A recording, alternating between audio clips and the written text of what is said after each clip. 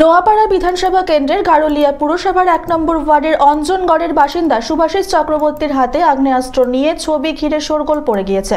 সেই ছবি সোশ্যাল মিডিয়ায় ভাইরাল হয়ে গিয়েছে, যদিও ছবির সত্যতা যাচাই করা হয়নি। জানা গিয়েছে, আগে গারুলিয়া সহ তৃণমূল ছাত্র পরিষদের সহসভাপতি ছিলেন ওই ছাত্র নেতা।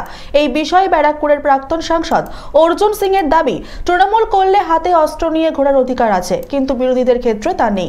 আসলে বাংলায় আইনের শাসন বলে কিছুই নেই। কোনো ব্যাপার নেই তো। তৃণমূল ছাত্র পরিষদ তৃণমূল করলে আর্মস নেওয়ার অধিকার আছে। তৃণমূল করলে আর্মস নিয়ে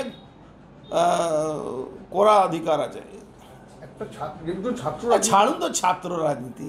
ছাত্ররা কোন কলেজে লেখাপড়া হচ্ছে, কোনো স্কুলে লেখাপড়া হচ্ছে? সব মিড ডে মিল চুরি করার ধরনের 1000 কোটি টাকা মিড ডে মিলে স্কেম আসছে। যে কোনো সময় আপনি দেখবেন এদের এগেনস্টে মামলা হচ্ছে।